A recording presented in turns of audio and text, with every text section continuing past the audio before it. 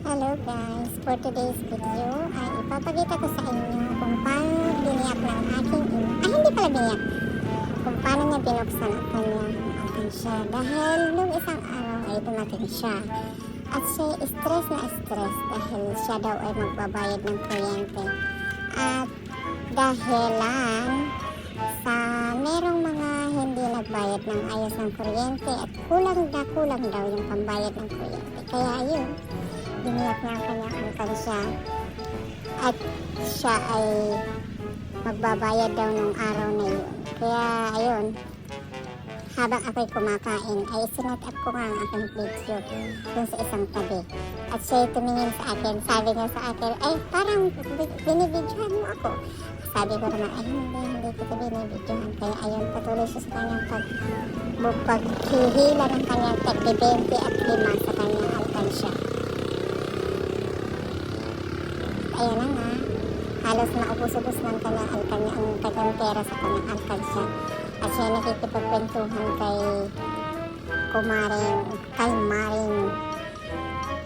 Maring Gracia. At nang ayon kanyang nang maubos, ay sisimulan niya na ang kanyang pagbibilang ng kanyang tagde-20. At sila ay nag-uusap about, sabi niya ay kung ilan daw ba ang estimate na magkano ang tagde-20 na kanyang bibilangin.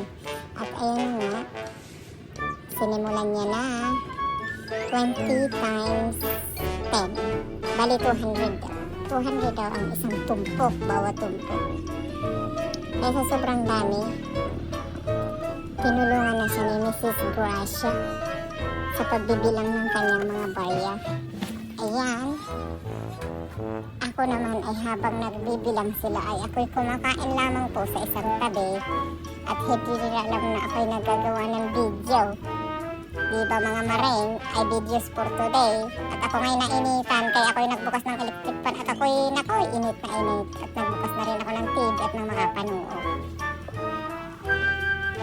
Ayan, ako'y nanonood ng TV dyan habang sila'y nagbibilangan. At ako'y nawiwindang sa kanilang binibilang. At ako'y tumitingin na rin habang nagbibilang sila'y nanonood na rin ng TV. At habang sila'y nagbibilang, bilang ng bilang. Ay, nanonood. Ano ba yung pinapanood ko? Showtime? Ay, oo nga, Showtime ata yan. Hindi ko na kasi alam kung mga panoorin mo yan. Kaya ako'y medyo hindi ko kilala yung mga panoorin sa television. Eh, sa dami na kanyang binilang. Ayan nga po. Nakakarami na sila.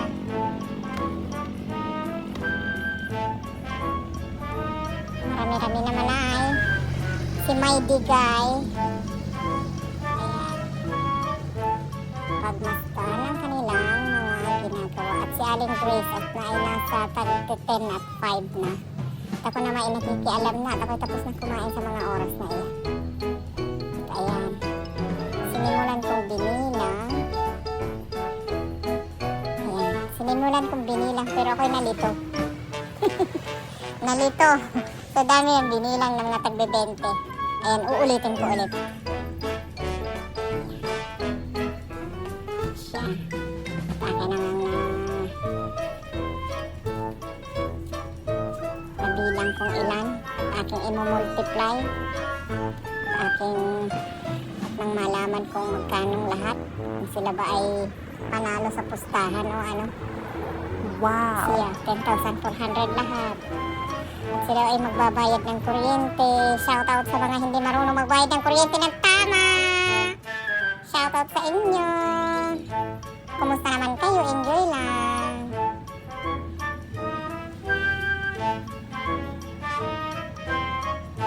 Ayan. Binibilang niya na ang kanyang mga lilibuhin. Binabundle niya per plastic is 1,000 pesos each plastic. At hindi ko na nga tinapos yung hanggang matapos yung kanyang pagbibilang sa plastic. At hapunan ay yun ay kami ay nagpunta ng bangko at kami nagbayad ng kuryente nila.